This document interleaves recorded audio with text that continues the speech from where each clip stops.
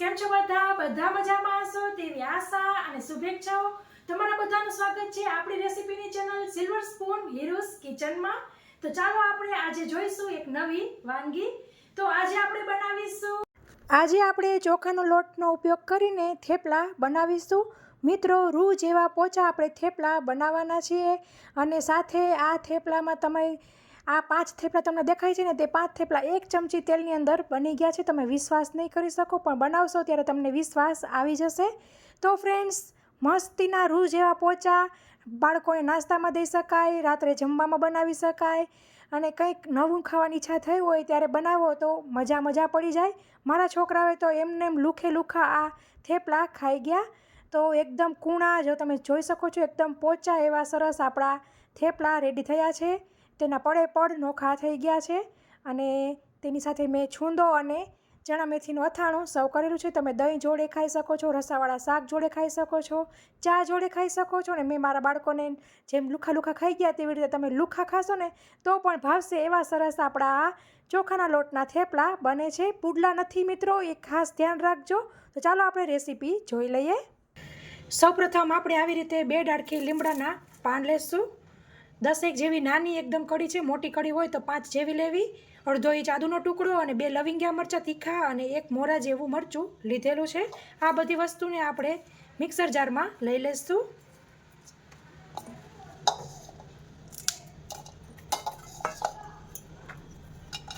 અને હવે આપણે તેને પીસી લેવાનું છે।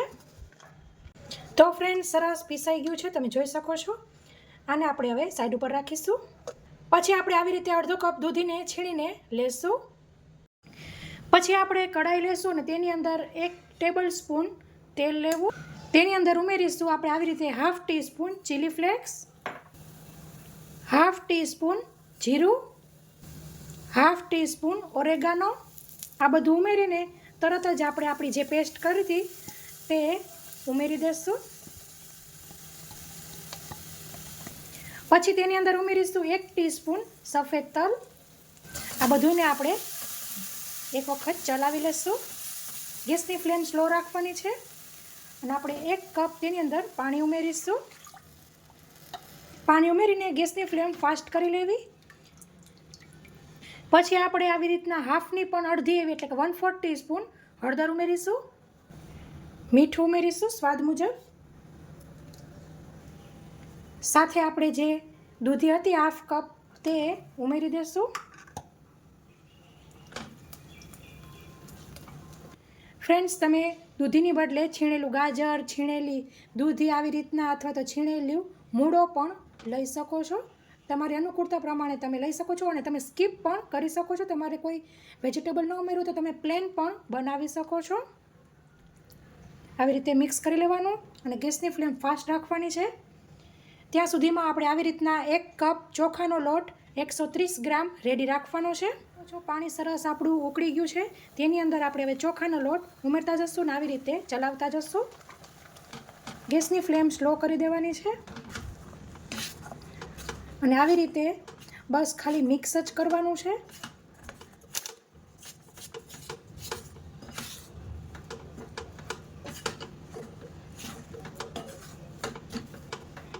આવી રીતે મિક્સ કરીને ગેસની ફ્લેમ બંધ કરી દેશું અને તેને આપણે આવી રીતે 5 મિનિટ માટે ઢાંકીને રહેવા દેશું।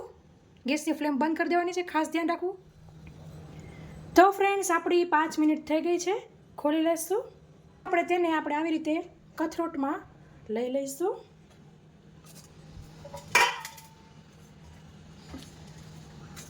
પછી આપણે આવી રીતે અડધી ટેબલ સ્પૂન તેલ લેશું અને ચેક કરી જોવાનું, હાથેથી હેન્ડલ થાય એવું હોય તો આવી રીતે હાથેથી મસળી લેવાનું। પણ હજી ગરમ છે એટલે આપણે આવી રીતે ગ્લાસથી આવી રીતે મસળી લેશું।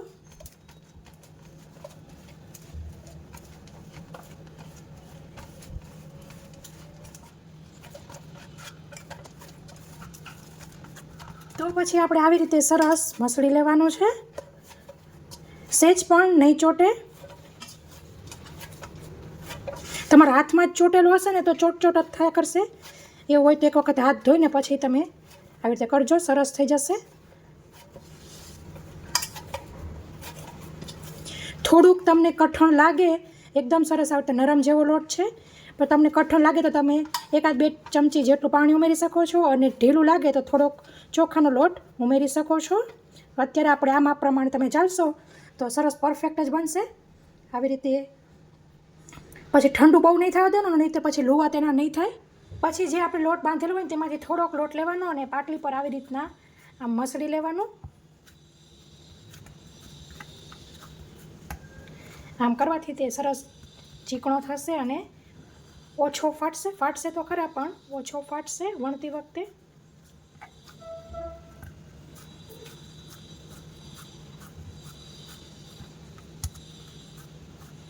તો આમાંથી 2 લુવા કરીશું.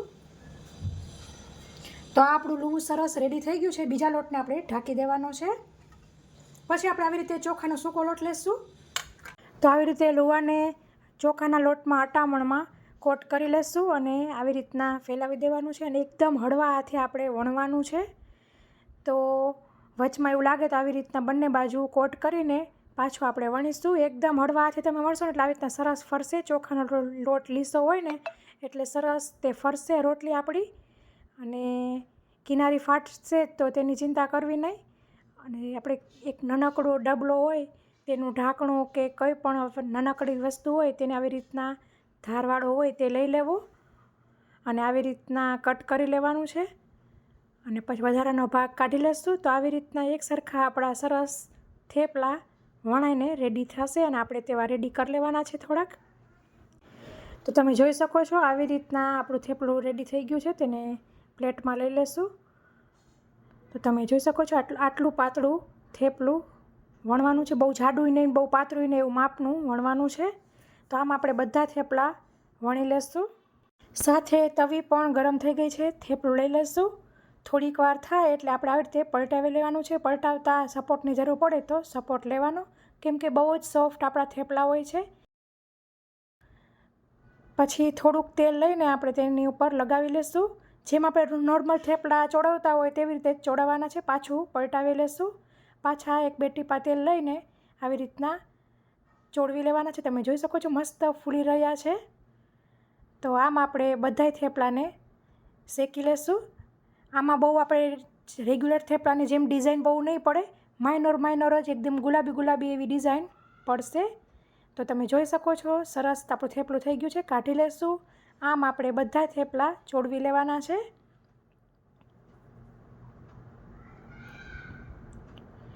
હું અહીં તેલમાં શેકી રહી છું, તમે ઘીમાં પણ શેકી શકો છો.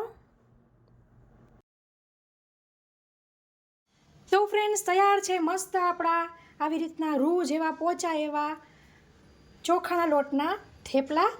તો ફ્રેન્ડ્સ આશા રાખું છું કે તમને મારી રેસીપી જરૂરથી પસંદ આવી હશે. પસંદ આવી હોય તો લાઇક કરજો, તમારા ફ્રેન્ડ ઓર ફેમિલી સર્કલમાં શેર કરજો.